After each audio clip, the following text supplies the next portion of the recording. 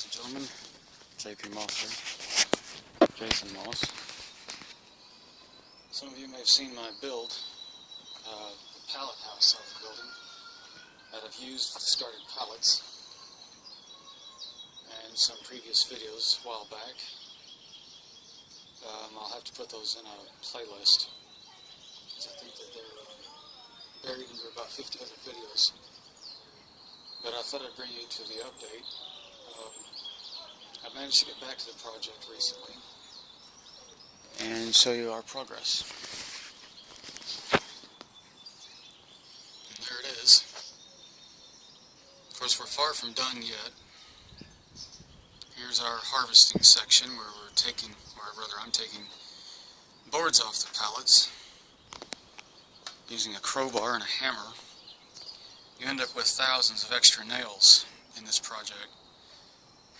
And the way you do that is you take your crowbar and hammer it there on either side and gently pull up. There's a little bit of a pulling going on, and you end up with tons and tons of scrap wood. And take you inside. This is the side of the building. The building will be covered in hydraulic plaster lime. Here we are. As you may have seen in my other videos, it was far from done. We're getting there. It's the window, the door frame. Again, this is all from 2x4s left over from the pallets. Frames a perfectly beautiful door. I'm going to build the door, custom fit with hinges. And of course the floor has been lined with floorboards. You can see these baseboards here are again leftovers from the pallets. The floor itself comes from a discarded clothing dresser. This used to be a dresser where you put your clothes in, or a wardrobe, a clothing wardrobe. And it's fitted into a nice floor, particle wood. And the cost of this has been under 50 pounds, or rather $60. It really hasn't cost anything. The material comes free from a friend of mine down the road. Now these are going to be cut. The exterior of the building is going to be covered in a plastic mesh, what's known as plaster mesh, or staple the mesh to the building, straight to the wood. Back of the building, and then what you're going to do is you're going to get either pre-mixed. You can get this off the internet really cheap.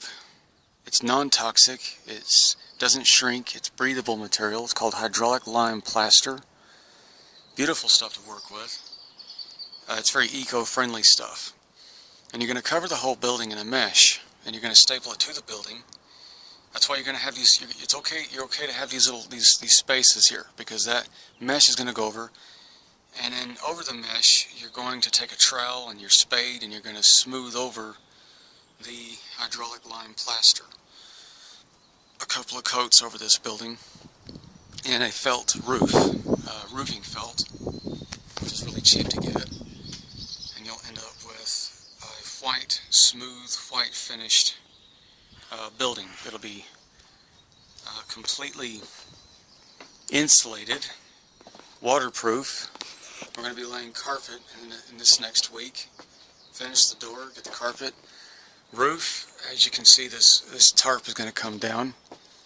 The roofing felt is going up this next week, so the roof will be finished. And of course, it'll just be a matter of finishing the window and the door and the carpet. And that, ladies and gentlemen, will be my contribution to the eco-warriors of the world, the Greenpeace people, pallet houses that didn't cost anything to build. It doesn't take a lot of building skill. It doesn't take a lot of talent. I do have a background in carpentry, but it doesn't take a lot of work to do that, because these pallets are already squared. It's like Minecraft for adults. So it's really, I can get these pallets free. I can get loads of pallets, in fact. It's not can it be built? How, where can you build it? It's how much property do you have, and how big do you want it? You can make it as big as you want. I could put a second story on this. I could cut out a hole here of this wall, and if I wanted, at some point, move this orchard of trees I've planted, which is very pretty, and extend the building out. And you'd have this beautifully done building. Now these edges and corners are okay like that. You're going to fill in wadding. Either it's going to be sheets, fabric, or it's going to be tissue or paper, very like thin tissue paper through here. And then you're going to put your wire, you're going to put your plastic mesh over this on the outside. And then you're going to go over it with your hydraulic lime. And then at this point you're going to have a nice smooth round finish all the way around. The interior can be decorated any way you want. You can put electric in here. The walls can be then, you can put up whatever you want as far as plasterboard walls or whatever. You can leave them as they are. And you got a complete room to come into and be warm. Obviously, I need to remind my viewers that when you're doing a building like this, this is almost built to code. In fact, it could be in the States to code. Built to code.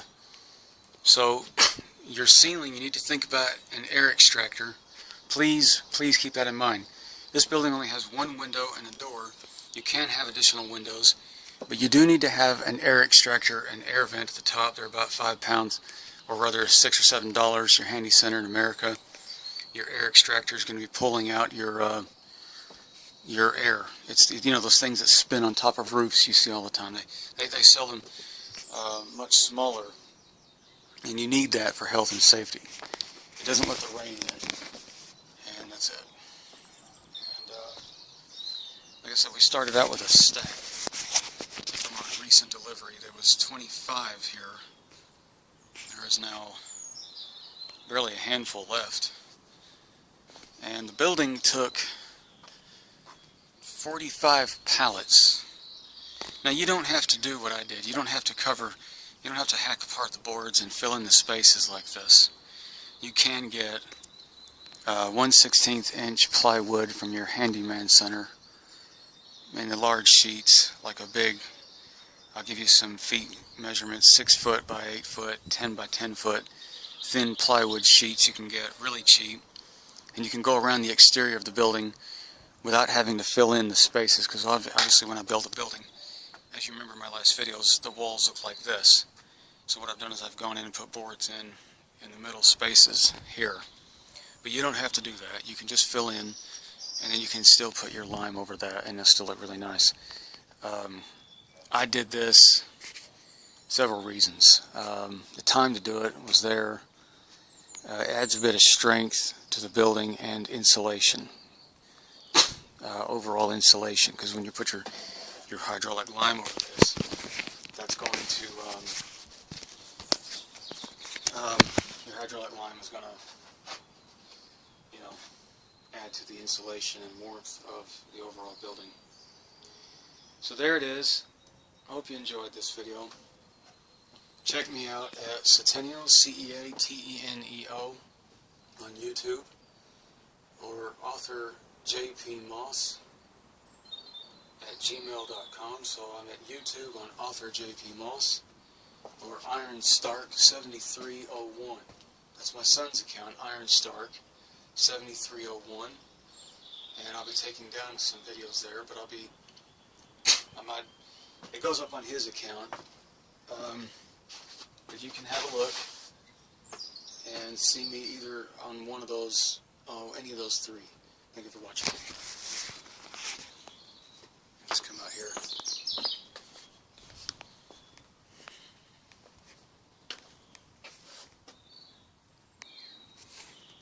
Beautiful. Frank would be proud.